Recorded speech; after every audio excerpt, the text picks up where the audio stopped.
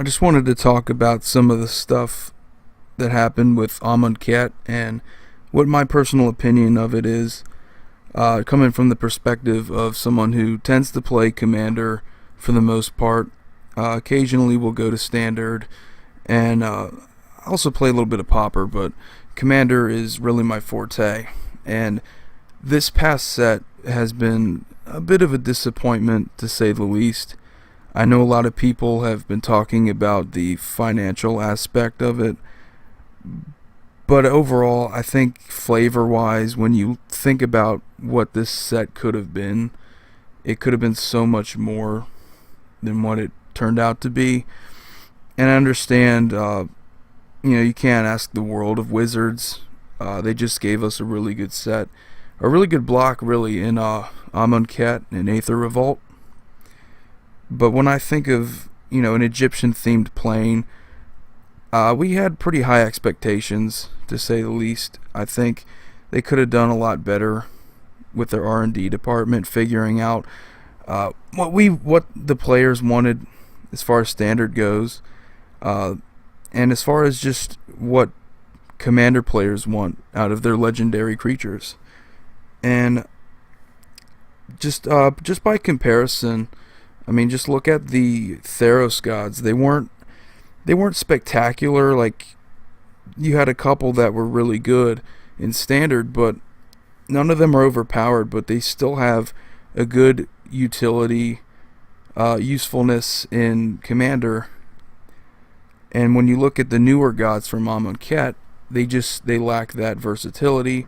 They lack that ability to fit into multiple different decks. You have, like, I think Bantu, out of the five that we got from Amonkhet, I think Bantu is the one that is going to see the most play, just because that whole Blood Artist type ability is so good. You see it with multiple different cards.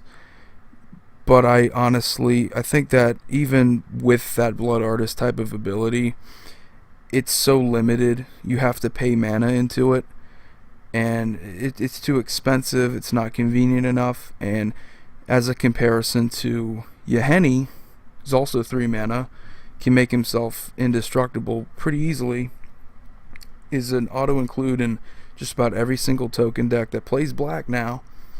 So you have Gave Guru of Spores and Prosh, pretty much an auto-include. Yahenni has been, and I just don't see the same thing for Bantu. I think he's too difficult to really take advantage of that activated ability, and that's the best god that would fit in Commander, in my opinion, and he doesn't even fit that well. So what does that say about the rest? Well, you look at Tefnet and Hazaret, right there, the fact that they're limited by, your hand size on what they can do, that really hurts their playability in Commander. Not saying they're not going to see any play at all, but when I look at, from my perspective, I'm a competitive Commander player, and I look for just good old-fashioned utility at its core. And when I look at the gods, I just don't see any of that. They don't really impress me all that much. At best, it's easier to get them in their creature form rather than the devotion from Theros, which was a little bit harder to trigger than, say, Ronus having a large creature. But I think the Theros gods, the utility that they have, it makes them a lot more playable, and that's why you see, like, even some of the worst gods in Theros are seeing play across the board, in any deck that has their colors. Like, for instance, Nylea. Pretty much every mono green Commander deck is at least considering Nylea. I can't say the same thing for Ronus. Now, again, this excludes, like, tribal decks. Like, not all decks want to play Nylea, but again, it doesn't hurt having an indestructible enchantment that gives all your creatures trample.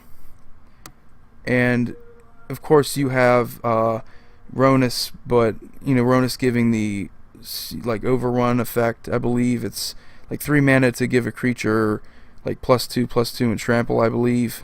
I mean, that's okay in standard, but commander doesn't really have the same impact as having, all your creatures gaining trample. So, and it really, I mean, you could say, oh, it's been, sort of the more powerful sets in like Theros. It's a more powerful set overall, but I mean, it wasn't that long ago. It was less than 4 years ago. So I don't really buy the whole they're trying to make cards less broken. The gods were actually really fair and well balanced cards, and I mean, you have Perforos just dominating commander, but it's not enough to justify basically nerfing the god creature type altogether. Uh, I mean, like, just look at Hazaret, and there's your comparison for a mono red god. This is just excluding the fact that they had all these other, like the two color gods from Born of the Gods and Journey into Nyx. So I don't know what the hell they're gonna do for Hour of Devastation. Or they're gonna, try to make multicolored gods there. Hopefully they don't, because that would be a lot of useless gods that they'd have to make if they wanted to kind of match Theros standards. But Hour of Devastation is most likely going to focus around Planeswalkers yet again, because if it wasn't enough with all the garbage that we've had to suffer through the last couple years with the Gatewatch, we're probably going to get a Nicol Bolas that isn't as good as the original Nicol Bolas. Hopefully he is, but I'll cross my fingers. But overall, I'm not really that impressed with Amonkhet. I wouldn't say it's a complete waste of time to, buy packs or buy singles, because there's some good singles. But if you're buying in bulk, if you're buying a case of this, I feel sorry for you. Like, the only way to really kind of, I mean, there's a silver lining that you could pull one of the Invocations, the Masterpiece series. You could get Force of Will, which is worth a lot of money now. And that being as rare as that is, it's still not worth it to just buy a case of this, because there's so much waste in this set. There's not enough value in it, and this is like within a month of the set releasing. So we're just saying that there's all this value that isn't there compared to previous sets. And by previous sets, I mean Kaladesh and Aether Revolt, which both of those sets gave us a lot more value and a lot more interesting cards.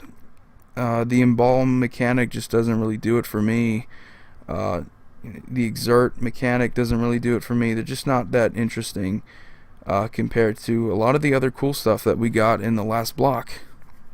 So overall, I would have to say, if I had to give it like a rating out of 5 stars, I would have to say that Amonkhet probably deserves 2, maybe 2.5 out of 5 stars. Not very impressive Wizards. Kind of disappointed. Hopefully Hour of Devastation is better. So if you're watching this video, thank you so much, and I'll try to do more videos like these. Thank you.